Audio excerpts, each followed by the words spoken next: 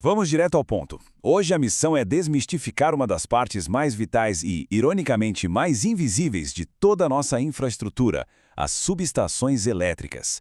É simplesmente fascinante parar para pensar na complexidade de fazer a energia viajar de forma estável lá das usinas distantes até o simples acender de luzes nas nossas casas. As subestações são como os nós secretos da rede que fazem toda essa mágica acontecer. A gente vai explorar a fundo essa jornada da eletricidade e entender as tecnologias geniais de isolamento por trás desses verdadeiros gigantes de aço e cabos. Certo, vamos mergulhar isso. No coração de toda a operação, uma subestação é essencialmente a grande guardiã da rede elétrica. Não é só um lugar por onde os fios passam, de forma alguma. São complexos de engenharia pensados milimetricamente para transformar os níveis de tensão conforme a necessidade imediata. Além disso, elas funcionam como um escudo, uma verdadeira linha de defesa que protege equipamentos caríssimos contra curtos-circuitos e garante que a energia flua sempre com qualidade, estabilidade e muita segurança. E para estruturar a nossa análise, vamos seguir 5 passos lógicos. Primeiro, o papel das subestações. Na sequência, a jornada da energia. Depois, o foco na indústria. Em seguida, as tecnologias de isolamento. E para fechar, a engenharia na prática. Entrando na parte 1, o papel das subestações. É aqui que começamos a entender como a energia cruza distâncias imensas. Para visualizar bem como essa dinâmica acontece, a gente precisa olhar para a rota que a eletricidade é obrigada a percorrer. E dá para dividir isso numa jornada super dinâmica de 3 etapas. Tudo começa na subestação elevadora, que recebe energia e joga a tensão lá no alto. Depois de cruzar longas distâncias, entra em cena a subestação abaixadora, que traz essa tensão de volta para um patamar seguro. E, por fim, o terceiro passo acontece na subestação de distribuição, onde ocorre a entrega final para as nossas ruas e redes urbanas. Vamos agora à parte 2, a jornada da energia. Chegou a hora de dar um mergulho profundo em cada uma dessas etapas para ver como a tensão é manipulada. O ponto de partida de tudo é a subestação elevadora, que fica estrategicamente colada nas usinas de geração. E reparem na escala colossal desses transformadores. Esse tamanho todo não é à toa, tem um motivo físico que é inegociável. Para que uma quantidade absurda de eletricidade consiga cruzar o país, minimizando as perdas, a tensão precisa subir drasticamente. Aumentando a tensão, a gente diminui a corrente. E isso previne aquela perda massiva de energia na forma de calor pelos cabos, ao longo de centenas de quilômetros. E isso ilustra de forma brilhante o próximo passo. Depois dos elétrons viajarem tão longe com uma tensão perigosamente alta, essa força bruta precisa ser domada. Essa configuração complexa de hastes e pórticos metálicos forma a subestação abaixadora. O trabalho aqui é reduzir cuidadosamente aquela tensão gigantesca para níveis bem mais dóceis. Isso é absolutamente vital à medida que as linhas vão chegando perto das áreas urbanas ou dos grandes polos industriais. Sem essas estações atuando como um freio, as nossas cidades simplesmente não suportariam a carga. E assim chegamos ao último elo da transmissão, a subestação de distribuição. Ela é basicamente a fronteira final. Tem a responsabilidade direta e superlocal de alimentar as redes de baixa tensão que a gente vê nos postes das ruas. É saindo daqui que a eletricidade é finalmente fragmentada e enviada na medida exata para ligar os nossos aparelhos em casa, acender a iluminação pública e manter o comércio funcionando todos os dias.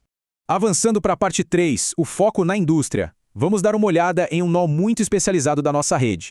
Esta é a especialíssima subestação industrial. O grande diferencial aqui é que elas operam totalmente isoladas do público, muitas vezes montadas fisicamente dentro das próprias fábricas. Esses complexos industriais têm uma sede contínua e maciça por energia.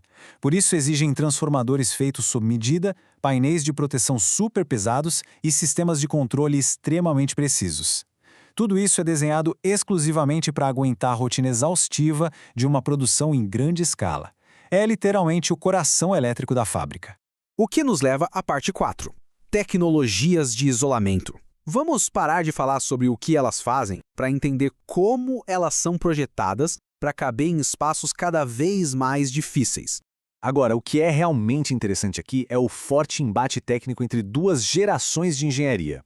De um lado, temos a subestação convencional, do tipo AIS, que é isolada a ar, é uma estrutura super expansiva e exposta porque precisa de distâncias imensas entre os componentes para o próprio ar não virar um condutor e gerar um arco elétrico. Em total contraste, temos o modelo GIS, isolada a gás, que se assemelha a grandes canos herméticos no ambiente fechado. Representa o ápice absoluto do controle de espaço.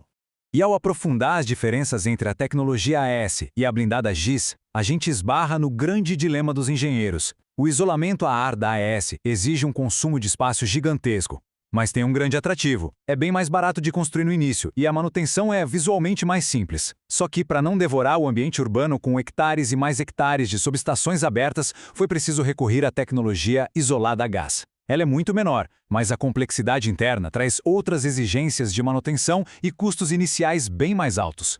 A física por trás dessas instalações GIS ou subestações blindadas é genial. Em vez do ar comum, o maquinário compactado lá dentro depende de um gás isolante, tipicamente o gás SF6. A grande sacada desse gás é que ele sufoca qualquer chance de curto-circuito de um jeito extraordinário. Isso permite espremer e aproximar peças energizadas que, numa estação convencional a ar, causariam uma explosão catastrófica.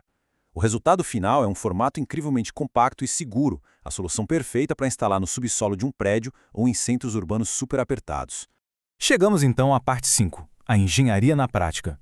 É aqui que juntamos as peças para ver como a decisão final de qual subestação construir é tomada. Então, o ponto crucial é que cada projeto de infraestrutura é um malabarismo super delicado de 4 fatores. A carga inicial projetada define a robustez da construção, o espaço disponível frequentemente inviabiliza as tecnologias convencionais nas grandes cidades. Além disso, temos os rigorosos requisitos de segurança exigidos por lei que batem de frente com o orçamento e os custos. É um jogo constante de balancear variáveis físicas e econômicas. No fim das contas, dominar esse conhecimento e entender o papel desses gigantes invisíveis é o que sustenta a vida moderna. É a única garantia real de eficiência, segurança e confiabilidade de toda a rede elétrica nacional. Desde a elevadora massiva perto de uma represa, até os tubos compactos blindados no meio da cidade, é essa engenharia que mantém o mundo funcionando. O que, inevitavelmente, nos deixa com uma pulga atrás da orelha. Nos próximos anos, o espaço nas metrópoles vai ficar ainda mais restrito. Ao mesmo tempo, a fome global por energia vai continuar quebrando recordes, muito impulsionada pela transição acelerada para a mobilidade elétrica. Diante dessa pressão dupla, como a presença física da nossa rede vai evoluir? A engenharia será obrigada a se transformar e se esconder ainda mais nas cidades do futuro? É algo para se pensar. Fica a reflexão e até a próxima análise.